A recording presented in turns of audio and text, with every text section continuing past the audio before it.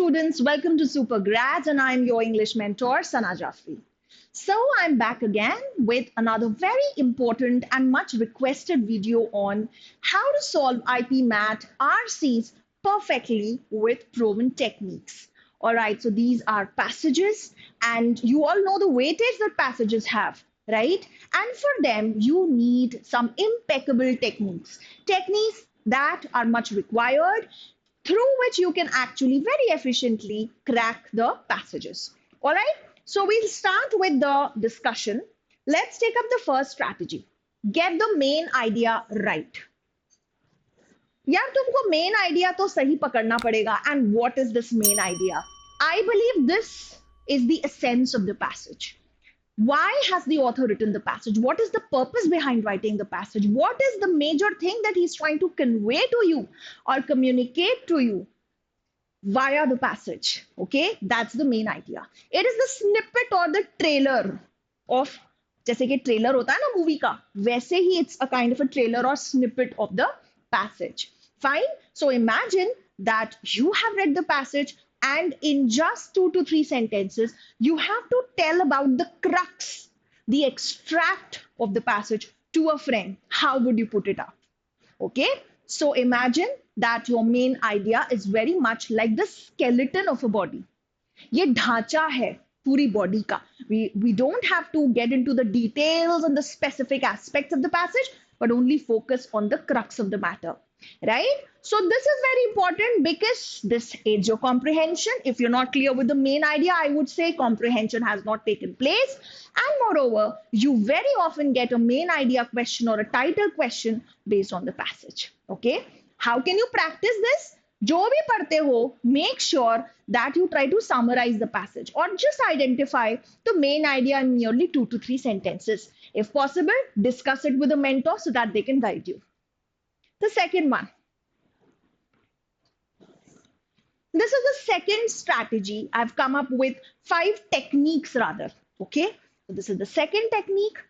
Quant होता है जैसे, अब quant में आपने पूरा question solve किया and you have a value with you, right? And now you just have to select which option is the closest to that value. That's how we proceed, right?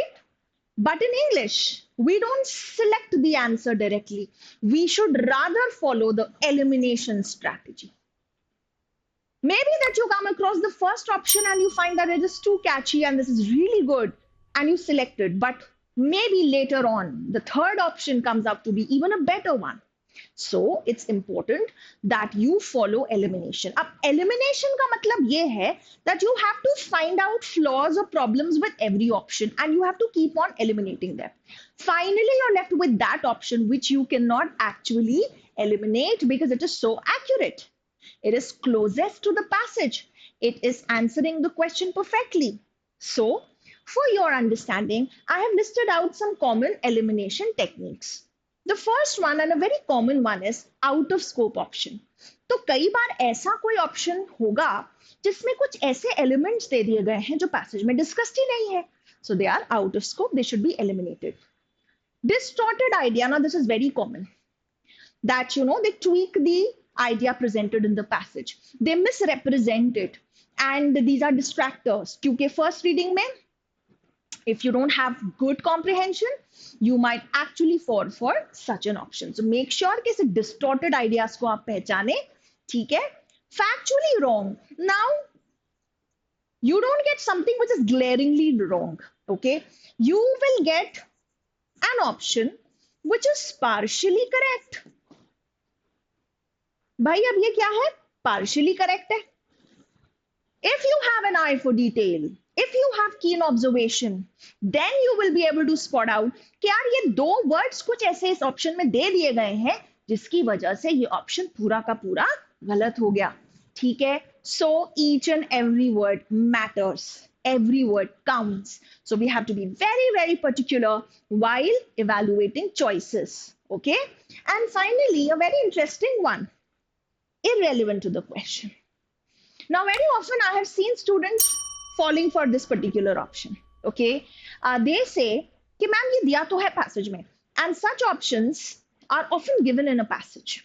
दिए होते हैं passage में, but they're not answering the question correctly. They're slightly irrelevant to the question being asked. So you have to be very careful. Is this answering my question? You have to understand the question really well in the first place, and then see that an option that best answers the question has to be your answer, and it has to be supported by the passage. All right. So keep this in mind that you will follow elimination. This is going to boost your accuracy. The third thing, mind mapping. I am a big fan of mind mapping, and mind mapping simply means charting the important ideas of the passage para-wise. So, as you keep on reading the paragraphs one after the other, you should highlight only the key ideas, the important ideas. और ये कला आप develop करते हो practice के साथ में. आपको हर एक फैक्ट और हर एक डिटेल को याद रखने की जरूरत नहीं है. अगर आप पैरा वाइज एक लाइन में भी समराइज कर लोगे कि what was this paragraph all about, trust me, this will lead to higher retention. You will be able to retain the passage. You won't forget the contents of the passage, right? This will definitely lead to higher accuracy because you will have a very clear understanding of what the author is saying throughout the passage, right? And ultimately, to top it up, it leads to impeccable comprehension. Yes, because this is the point when through mind mapping, you're able to decode and simplify the ideas present in the passage. Okay, so mind mapping, I've simply told you, para wise चलेंगे, ठीक है. हर para में क्या important ideas है वो identify करते चलना है. After reading every paragraph, take a pause of few seconds and just recall in one sentence what this paragraph was all about, and you are good to go. After this entire exercise, you will definitely be able to identify the main idea. Isn't that simple? And yes, this is going to even reduce your time because you will not have to shuttle from the question to the passage back and forth. So this makes the task all the more easier. Finally, you have this, which is very interesting, master the inferences. So class, if you are good with these two question types, one is inferencing and the other is main idea, that means you already have the art of passage solving because these form the bulk of the questions that come in IPMAT, right? In case of any other question types, you can definitely answer the questions if you have the art of inferencing. Or inferences kya hote hain? I think you already know that, right? So what is to infer? To infer is to logically derive something out of what is given.